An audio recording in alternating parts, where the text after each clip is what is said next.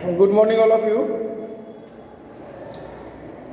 We are going to discuss the chapter number 8 and numerical from 60 to 70। हम लोग इस 10 question में जो भी डाउट है उसको हम लोग क्लियर करेंगे।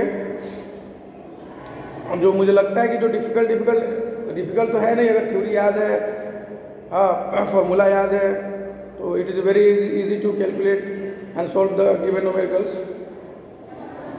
तो हम लोग स्टार्ट करते हैं क्वेश्चन नंबर 63 से, राइट। 63 बहुत आसान है, हम रीड कर दे रहे हैं। 63 क्वेश्चन नंबर जो है आप भी देख लेना। Chapter 8 page number 8.22 question number 63। इस क्वेश्चन में जो गिवन है ना, इसमें हमको फाइंड करना है gravitational force between sun and Jupiter. Sun और जुपिटर के बीच में जो ग्रेविटेशनल फोर्स लग रहा है उसको हम लोग को फाइंड करना है। उसके लिए क्या क्या गिवन है, तो एज वी नो दैट कि ग्रेविटेशनल फोर्स अगर किसी भी ऑब्जेक्ट के बीच में जो ग्रेविटेशनल फोर्स लग रहा है दो ऑब्जेक्ट के बीच में, तो उसको निकालने के लिए हम लोग क्या करते हैं कि दो ऑब्जेक्ट का मास पता होना चाहिए, है ना, और उस दोनों के बीच में कितना डिस्टेंस है सेंटर से, from the centre of the given two objects. अगर ये पता है तो हम लोग ग्रेविटेशनल फोर्स निकाल लेते हैं, क्योंकि as you know that F equal to capital G F1 F2 by R square. तो इसमें जो गिवन हम लोग लिख लेते हैं, गिवन क्या क्या है ना। गिवन है mass of the sun, question number I hope कि दिख रहा है 63, है ना। मास ऑफ द सन, है ना, mass of the sun given है कितना, 2 into 10 to the power 30 kg। Mass of the Jupiter, the mass of the Jupiter कितना है, 1.8 time into 10 to the power 27 kg। और the radius of the Jupiter's orbit, ये important है समझना, the radius of the Jupiter's orbit. सिर्फ एक समझना है, हम बता रहे हैं क्या है, 7.73 into 10 to the power 11 metre.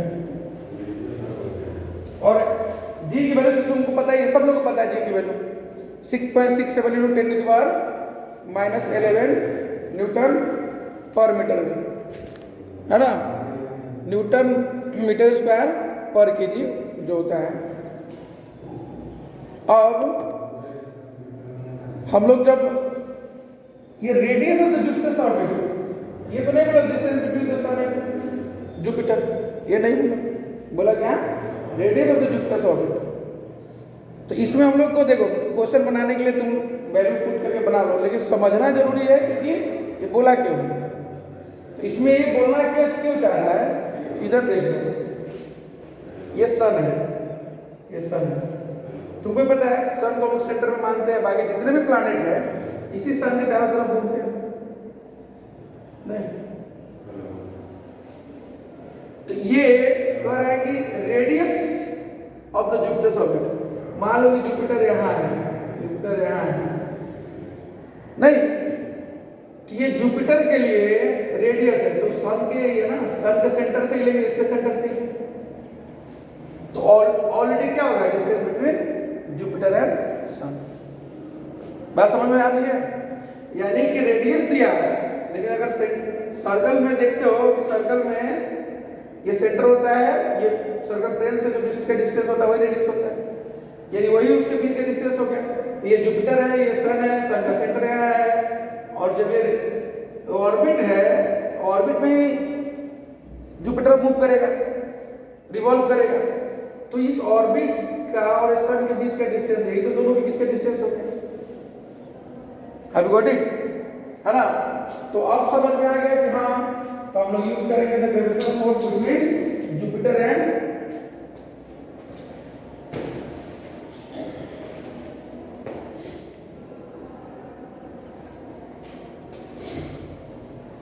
The gravitational force, इसलिए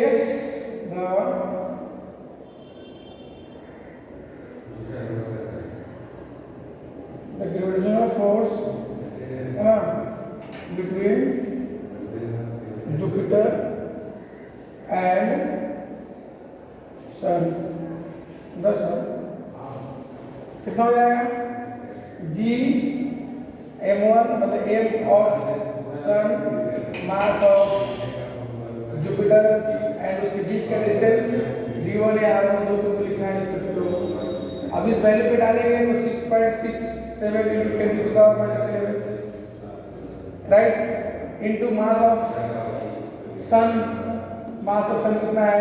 2 into 10 to the power 30, into Jupiter का mass 1.89 into 10 to the power 27, divide by radius 7.73 into 10 to the power 11। पहले तो देख लेना सब ऐसा यूनिट में है, हाँ ऐसा यूनिट में है, मतलब सेम यूनिट में है, कैलकुलेशन कीजिए। तो हम लोग क्या करेंगे, अब कैलकुलेशन करेंगे, तो ये नीचे आ जाएगा, नहीं तो 6.67 इनटू ये नीचे आएगा, ध्यान रखना है, ये 2 है 10 to the पावर, अब देखो ये बेस से में तो पावर ऐड लगा, यहाँ पे 57 हो जाएगा इनटू 1.89 हो जाएगा, divide by 10 to the power 11 नीचे आ गया, है ना, और into 7.73 into 10 to the power 11। फिर सोल्व करेंगे तो क्या दिखेगा? 6.67 into 1.89 into 10 to the power 57 divide by, अब इसके पावर ऐड करेंगे 7.73 इनटू 10 to the power 22, ये सब आने वाला है न्यूटन में, है ना। अब आगे जब फर्दर सोल्व करेंगे इसको, तो ये इसके माइनस हो जाएगा, क्योंकि डिवीजन में है, तो 57 माइनस 22 करोगे उसको बेस में चला जाएगा, फिर यहाँ से डेसिमल हट जाएगा दोनों का, यहाँ फिर 0 नीचे 2 आ जाएगा। तो इसको आप घर पे इसको सोल्यूशन कर लेना, इसमें कुछ नहीं है, जैसे मैथमेटिक्स सोल्व करते हो तो सोल्व कर लेना। कितना आ गया?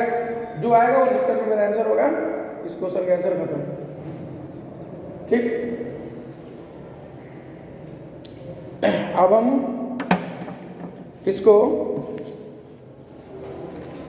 हम इसको इरेज करते हैं, सोल्व करना आ जाएगा, ज़्यादा नहीं, 2-3 स्टेप और आगे जाएगा।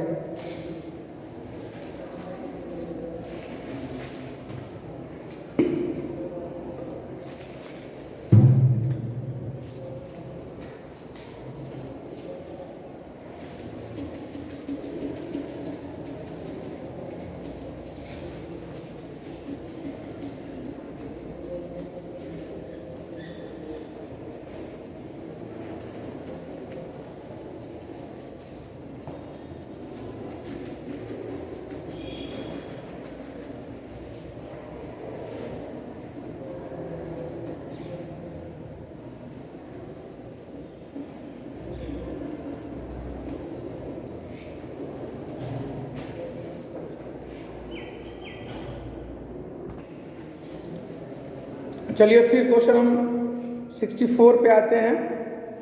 64 में 65 देखिए। 65 में क्या कहता है कि the mass of the body is 20 kg। Given क्या है?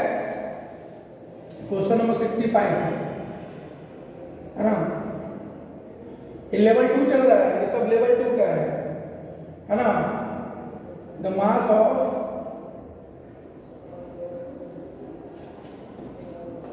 Body equals to 20 kg, right.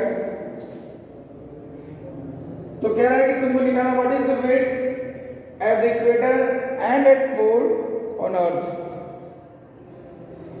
नहीं तो आपको पता है ना, जब हम थ्योरी करा रहे थे तो वैल्यू ऑफ स्मॉल जी है ना at different places on the surface of earth. तो याद है पोल पे द वैल्यू ऑफ पोल है ना is more than the value of G on pole is more than the value of G on equator. ये हम लोग बात किए थे। तो उसी जी वैल्यू जी का हम यूज करेंगे और यहाँ पे निकाल लेंगे। यानी कि यहाँ पे कहा है कि 20 kg का ऑब्जेक्ट है, तो हम लोग निकालो, वेट ही पूछा है ना, वेट पूछा है, तो वेट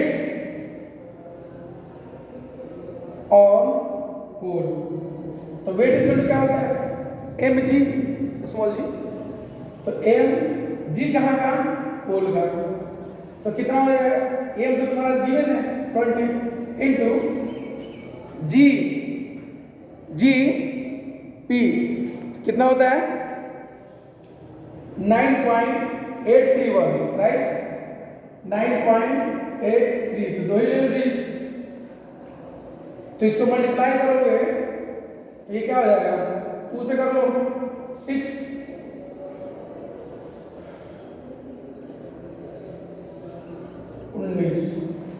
है ना। तो यहाँ पे एक जीरो भी आएगा, अरे मल्टीप्लाई करेंगे जीरो भी आएगा।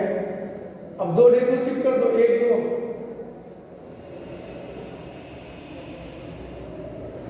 यानी कि 196.60। अब वेट है न्यूटन में कितना है,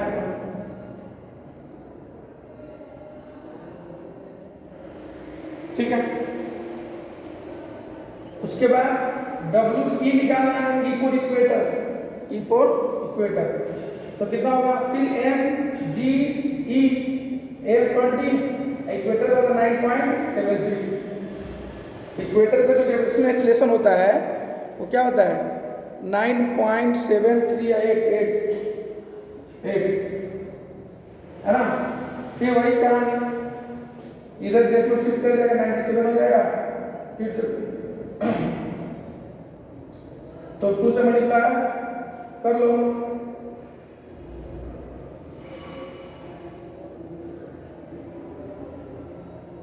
ठीक है, यानी 195.6 न्यूटन।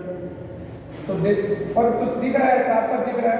यहाँ पे 6 जीरो तुम भी लिख सकते हो, कोई दिक्कत नहीं है ना, जीरो लिखने में कोई फर्क नहीं पड़ता है। यहाँ जीरो है, जीरो है, तो अप्रॉक्स 1 न्यूटन का फर्क पड़ रहा है। इसका सलूशन हो गया। अगला क्वेश्चन है, सॉरी, अगला क्वेश्चन है, अभी दोनों अच्छा क्वेश्चन है, ये भी अच्छा ही क्वेश्चन है, अच्छा क्वेश्चन बुरा क्वेश्चन कोई थोड़ा होता है।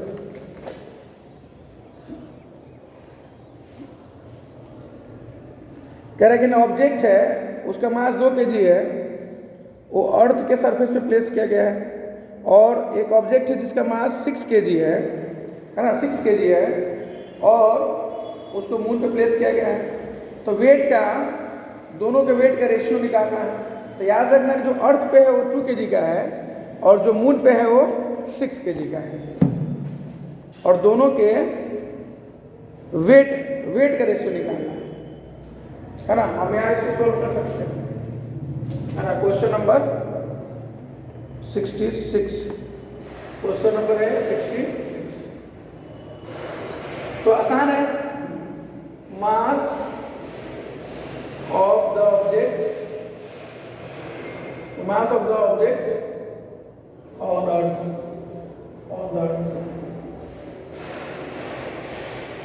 कितना है 2 kg है।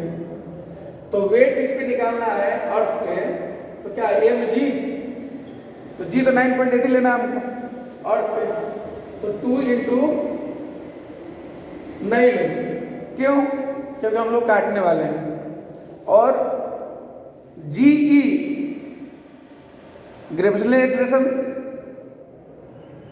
ऑन अर्थ और ग्रेविटेशनल एक्सेलरेशन ऑन मून, ये दोनों में रिलेशन होता है।